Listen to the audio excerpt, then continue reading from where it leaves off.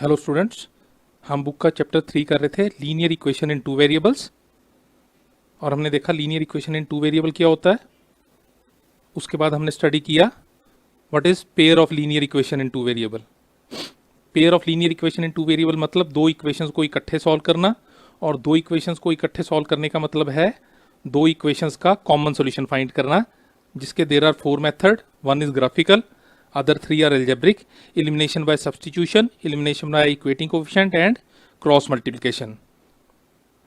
इसमें से हम 3 मेथड कर चुके हैं। ग्राफिकल मेथड, जिसमें हम दोनों इक्वेशंस के सॉल्यूशंस को सेम ग्राफ पे प्लॉट करके दो स्ट्रेट लाइंस बनाते हैं, जहाँ पे लाइंस इंटरसेक्ट करती हैं वो उन इक्वेशंस का कॉमन सॉल्यूशन होता है। उसके बाद हमने किया एलिमिनेशन बाय सब्स्टिट्यूशन। इस मेथड में हम पहली इक्वेशन में से x की वैल्यू या y की वैल्यू ऑब्टेन करते हैं और उसे दूसरी इक्वेशन में सब्स्टिट्यूट कर देते हैं। And third, elimination by equating coefficient.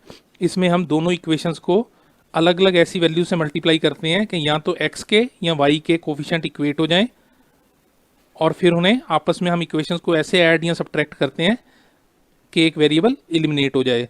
So we have covered 3 method: graphical, elimination by substitution, elimination by equating coefficient. Now we'll do the fourth method, cross multiplication. So this pair of linear equation we have got. Cross multiplication method में एक fixed formula है जिसे use करके, जिसमें हम a1 b1 c1 a2 b2 c2 की value put करते हैं और जो भी कैलकुलेशन का रिजल्ट आता है वो हमारा सोल्यूशन होता है। तो क्रॉस मल्टीप्लिकेशन मेथड में अगर हमारे पास पेयर ऑफ इक्वेशंस हैं दी हुई, तो उनका सोल्यूशन होता है x upon equal to y upon equal to 1 upon b1 c2 minus b2 c1, c1 a2 minus c2 a1 and a1 b2 minus a2 b1।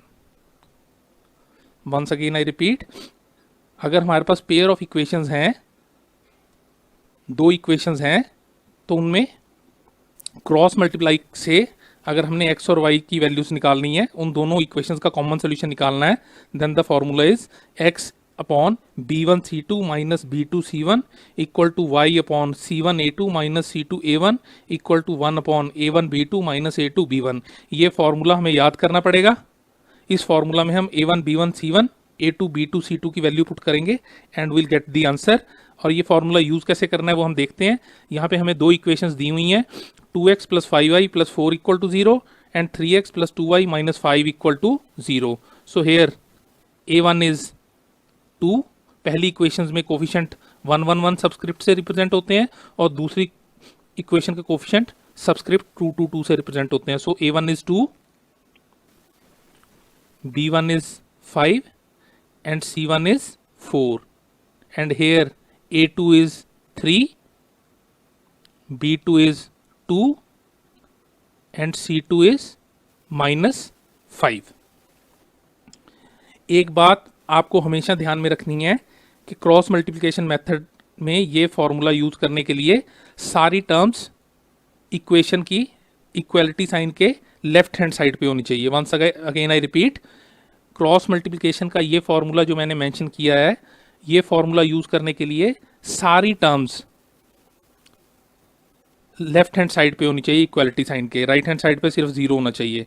Now here a1 is coefficient of x in first equation, that is 2, b1 is coefficient of y in first equation, that is 5, c1 is constant term in first equation, that is 4, here a2 is coefficient of x in second equation, which is 3, b2 is coefficient of y in second equation, which is 2, and c2 is constant term in second equation, which is minus 5, and the formula is x upon equal to y upon equal to 1 upon it is b1 c2 minus b2 c1 equal to y upon c1 a2 minus c2 a1 equal to 1 upon a1 b2 minus a2 b1. Now we'll put the values, which will become x upon, here b1 is 5 and c2 is minus 5, minus b2 is 2 and c1 is 4 equal to y upon c1 is 4, a2 is 3 minus c2 is minus 5 and a1 is 2 equal to 1 upon a1 is 2, b2 is 2 minus a2 is 3 and b1 is 5. Again we see here x upon b1 c2, b1 is 5, c2 is minus 5 minus b2 c1, b2 is 2, c1 is 4 equal to y upon c1 a2, c1 is 4, a2 is 3 minus c2 a1, c2 is minus 5, a1 is 2 equal to 1 upon a1 is 2, b2 is 2 minus a2 b1, a2 is 3 and b1 is 5. Now हम इन्हें further calculate करके simplify करेंगे. ये बन जाएगा x equal x upon 5 into minus 5 is minus 25, minus 2 into 4 is minus 8 equal to y upon 4 into 3 is 12, minus 5 into 2 is minus 10, आगे minus का sign है so minus minus will be plus, it will be plus 10 equal to 1 upon 2 into 2 4, 3 into 5 15, so it will be minus 15. So ये बन गया x upon minus 25 minus 8 equal to y upon 12 plus 10 equal to 1 upon 4 minus 15. Now we'll further simplify it, which will become x upon minus 33 equal to y upon 22 equal to 1 upon minus 11. तो simplify करके सारा expression ये बन गया x upon minus 33 equal to y upon 22 equal to 1 upon minus 11.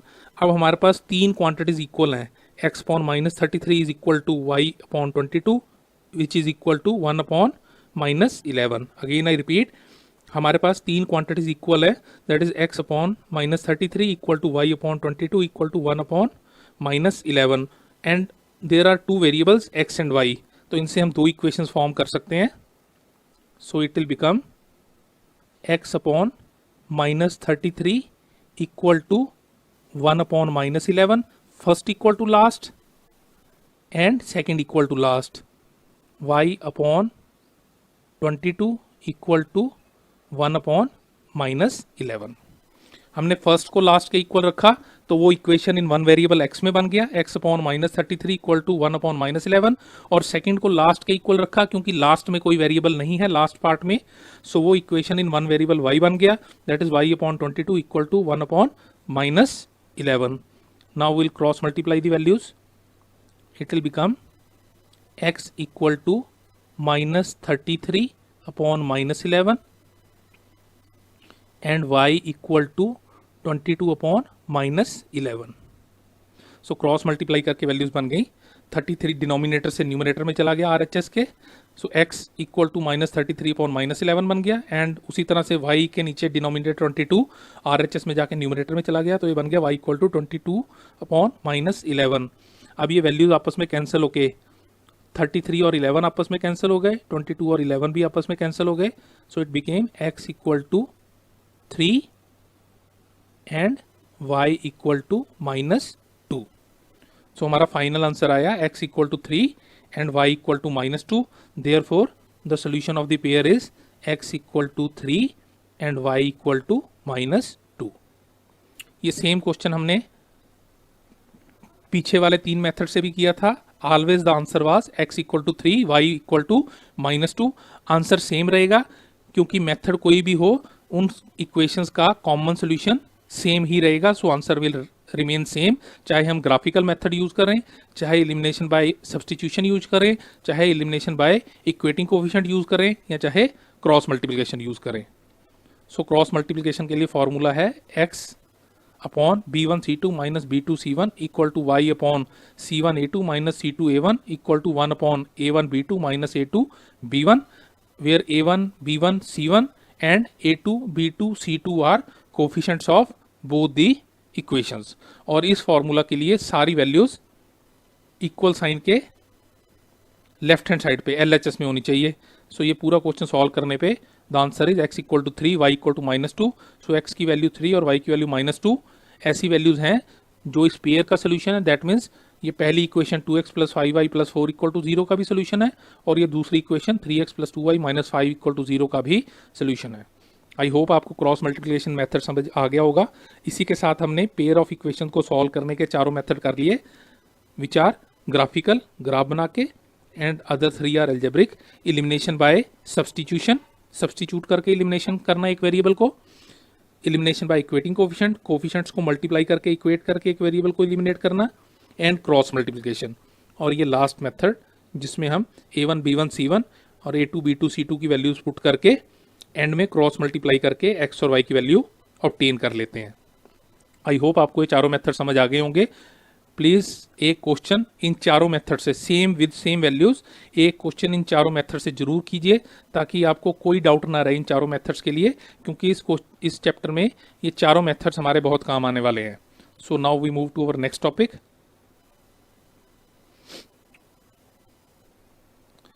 हमने graphical method से graph बना के देखा जहां पे लाइंस आपस में इंटरसेक्ट करती हैं, वो दोनों इक्वेशंस का कॉमन सोल्यूशन होता है। तो यहाँ पे we have got 3 pairs of equations. यहाँ पे हमारे पास 3 पेयर हैं इक्वेशन के। First is 2x minus 5y plus 3 equal to 0 and 4x plus y minus 5 equal to 0।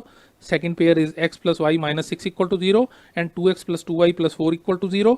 Third one is 3x minus y minus 1 equal to 0 and 6x minus 2y minus 2 equal to 0। हम इनके graphs को study करते हैं कि इनके graphs किस तरह के हो सकते हैं।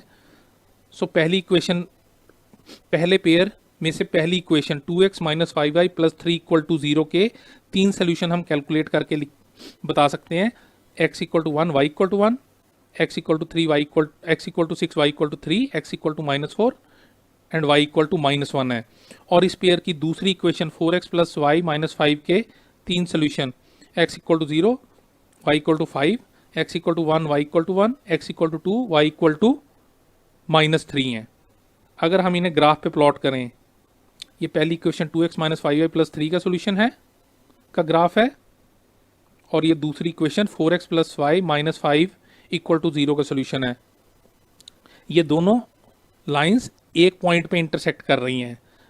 इक्वेशंस की सॉल्यूशंस की लाइन एक पॉइंट पे इंटरसेक्ट कर रही हैं।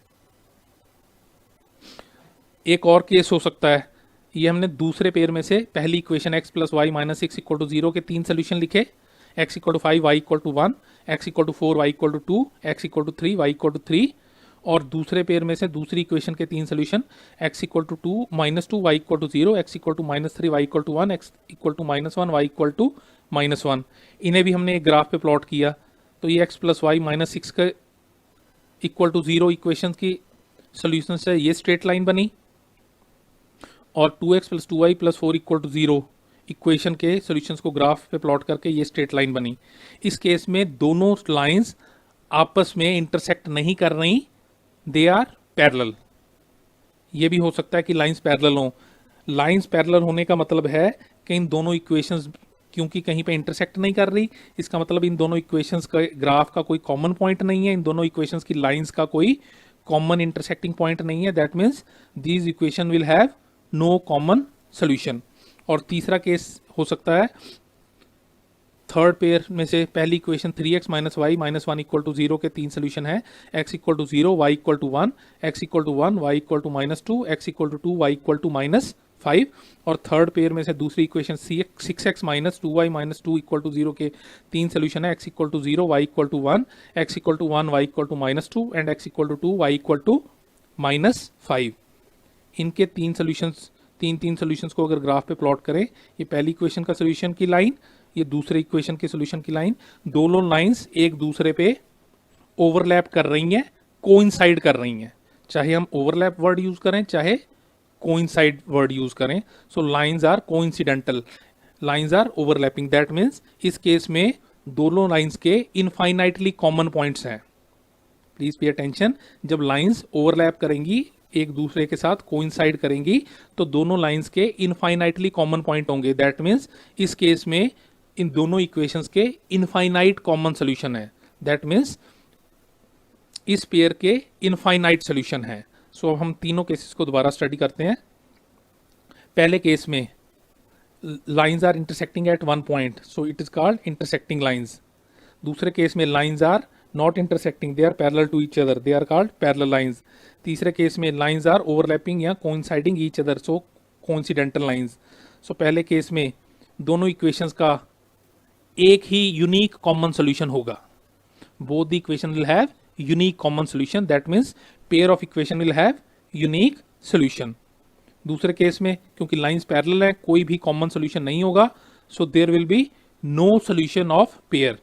ध्यान दीजिए, इक्वेशंस के तो इनफाइनाइट सोल्यूशन होंगे, लेकिन इक्वेशंस के कॉमन सोल्यूशन की अगर हम बात करें तो there won't be any common solution, क्योंकि पेयर ऑफ इक्वेशंस का सोल्यूशन है उस पेयर की दोनों इक्वेशंस का कॉमन सोल्यूशन। सो इस केस में इस पेयर का कोई भी कॉमन सोल्यूशन नहीं होगा, so this pair will have no solution. और थर्ड केस में lines are overlapping each other, coincidental to each other, so इस केस में इन दोनों इक्वेशंस के इनफाइनाइटली कॉमन सोल्यूशन होंगे, और कॉमन सोल्यूशन को हम पेयर ऑफ इक्वेशंस का सोल्यूशन कहते हैं।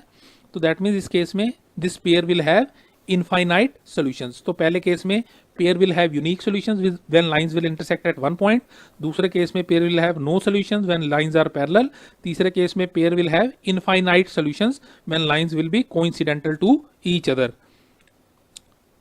यूनिक सॉल्यूशन वाले केस को हम कहते हैं कंसिस्टेंट सिस्टम, कि ये पेयर की इक्वेशंस कंसिस्टेंट हैं। पैरेलल सॉल्यूशन को हम कहते हैं इनकंसिस्टेंट सिस्टम। तो हम कहेंगे this pair, the equation of this pair are inconsistent, this pair is inconsistent. और कोइंसिडेंटल लाइंस को भी, इनफाइनाइट सॉल्यूशन वाले केस को भी हम कहते हैं कंसिस्टेंट सिस्टम। सो इनफाइनाइट कॉमन सॉल्यूशन वाले केस में हम कहेंगे this pair is consistent. So again I repeat, unique solution और इनफाइनाइट सोल्यूशन को, जिस केस में सोल्यूशन हो चाहे यूनिक हो चाहे इनफाइनाइट हो, उसे हम कंसिस्टेंट सिस्टम कहते हैं। और जिस केस में कोई सोल्यूशन ना हो, लाइंस आर पैरेलल, उसे हम इनकंसिस्टेंट सिस्टम कहते हैं। अब इसे हम थोड़ा फर्दर स्टडी कर लेते हैं।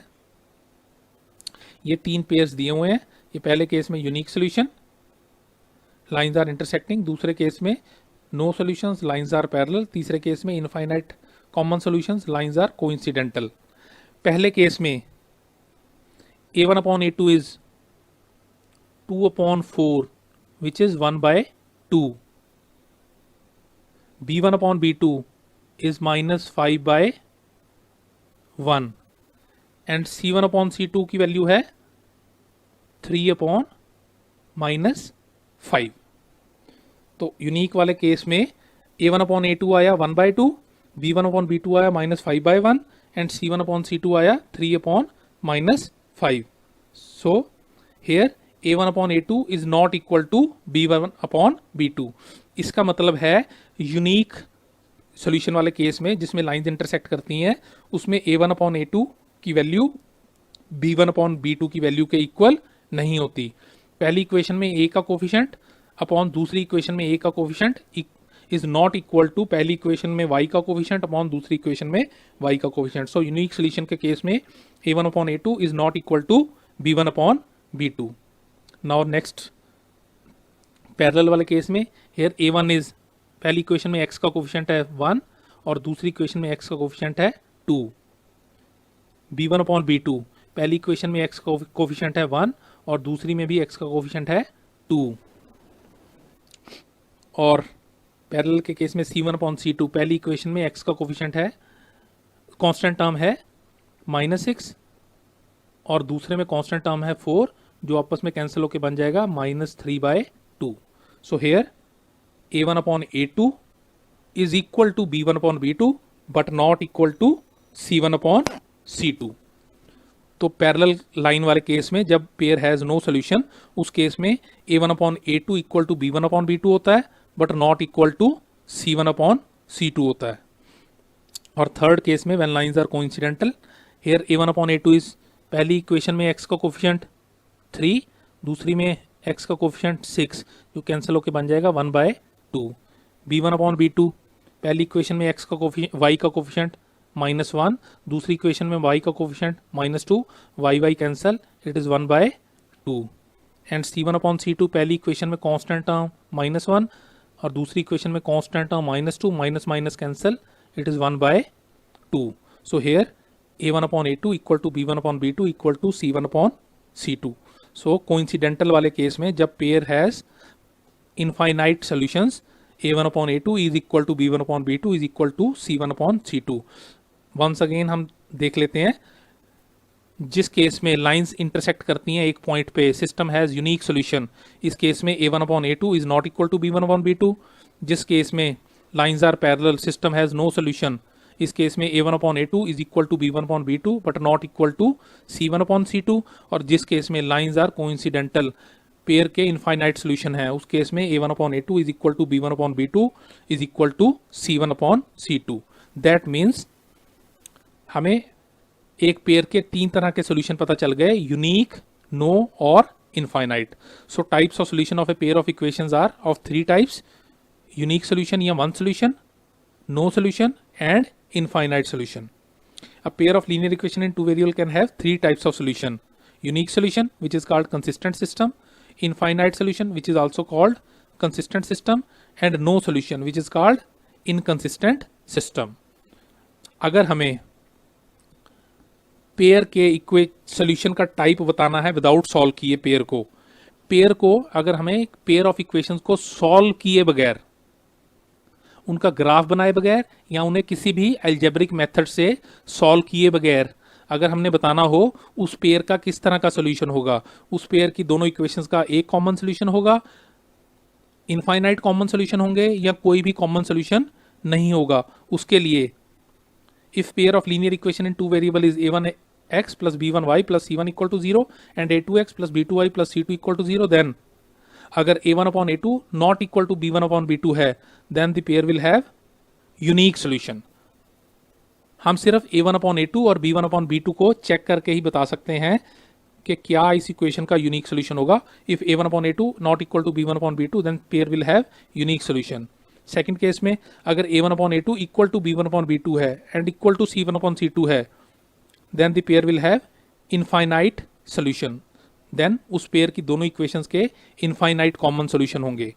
और अगर थर्ड केस में a1/a2 is equal to b1/b2 but not equal to c1/c2 है, then this pair will have no solution. उस पेयर की दोनों इक्वेशंस के कोई कॉमन सोल्यूशन नहीं होगा.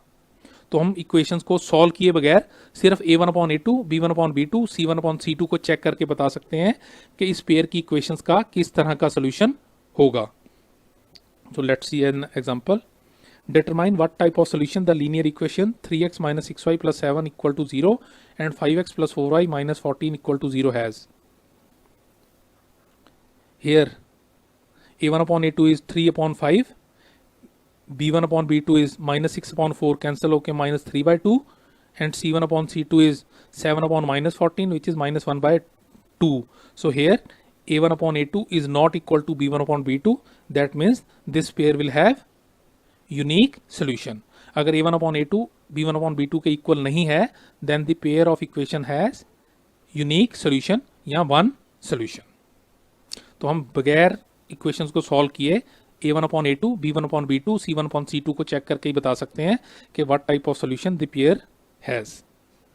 Now इस पे बेस्ड कुछ example. Determine type of solution या टाइप ऑफ सिस्टम या टाइप ऑफ ग्राफ. ये पहली इक्वेशन है पेयर है 7x minus 5y plus 2 equal to 0, 21x minus 15y plus 6 equal to 0. यहाँ पे 7 upon 21 is 1/3, minus 5 upon minus 15 is also 1/3 and 2 upon 6 is also 1/3. Second pair of equations 6x minus 4y plus 10 equal to 0, 3x minus 2y minus 5 equal to 0. Third pair is under root 6x plus under root 10y minus 2 equal to 0, root 3x plus 5y minus 1 equal to 0. And fourth pair is 2 upon 7x plus 4 upon 5y minus 1/3 equal to 0. And 1 upon 14x plus 1/5y minus 1/12 equal to 0. So पहले pair के case में 7x minus 5y plus 2 equal to 0 and 21x minus 15y plus 6 equal to 0. Here a1 upon a2 will be equal to b1 upon b2 will be equal to c1 upon c2. So this pair will have infinite solution. Type of solution होंगे infinite. Type of system, infinite solution वाले system को हम consistent system कहते हैं.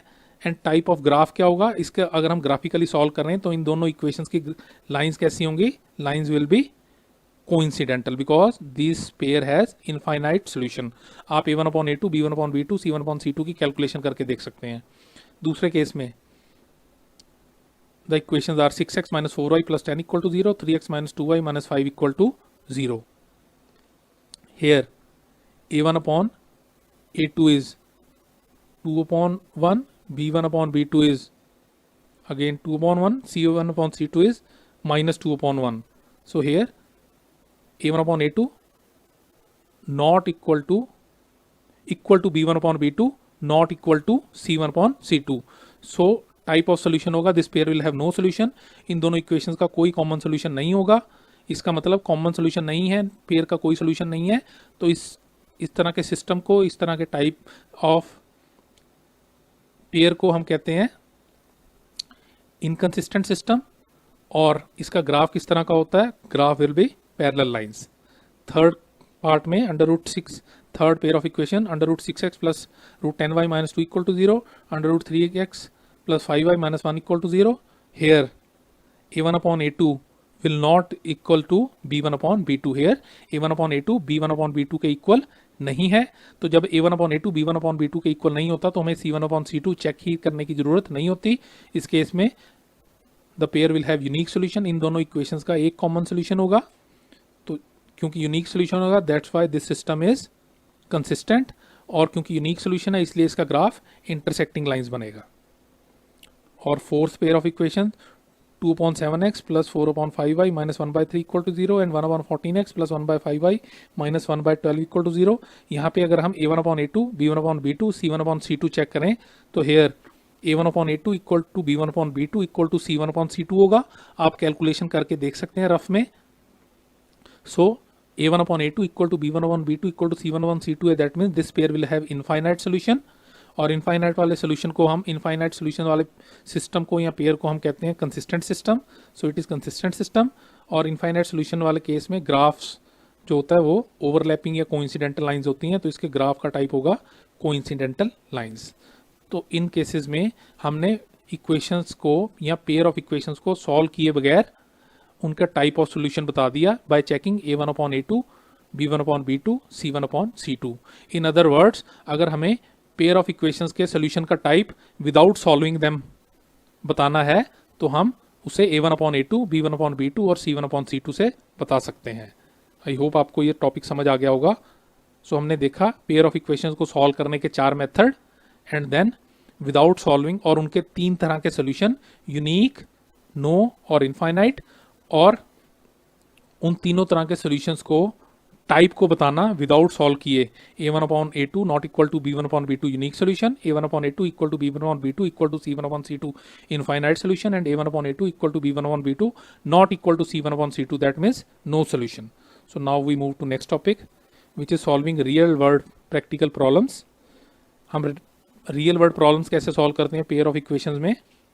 To solve real world problem using pair of linear equation in two variable, steps हैं study the problem carefully, represent first unknown quantity by variable x and second unknown quantity by variable y. पहले problem को, real world problem को ध्यान से study कीजिए. उसमें कुछ unknown quantities होंगी. पहली अननोन क्वांटिटीज को वेरिएबल x से रिप्रेजेंट कीजिए कि let first unknown quantity x, और सेकंड अननोन क्वांटिटी को y से रिप्रेजेंट कीजिए that is let second unknown quantity y. उसके बाद use given information to form two equation in variable x and y. उसके बाद उस क्वेश्चन में जो भी इंफॉर्मेशन दी हुई है उस इंफॉर्मेशन को यूज करके दो इक्वेशंस बनाइए in variable x and y. Third, solve that pair of equation to find the value of x and y. किसी भी मेथड को यूज करके उस पेयर ऑफ इक्वेशन को सॉल्व कीजिए और एक्स और वाई की वैल्यू फाइंड कीजिए। Use those values of x and y for answer of real world problem. और जो भी आपकी एक्स और वाई की वैल्यू आएगी उन वैल्यूज को यूज कीजिए अपनी रियल वर्ल्ड प्रॉब्लम को सॉल्व करने के लिए। For example, the real world problem are there are total 10 students in a batch, number of girls is 2 more than number of boys, find the number of girls and boys। एक batch में total 10 student हैं और number of girls are 2 more than number of boys, find the number of girls and boys. Batch में 10 student हैं और जो girls हैं वो बॉयज से 2 ज़्यादा हैं। हमें बताना है कि कितनी गर्ल्स हैं और कितनी बॉयज हैं।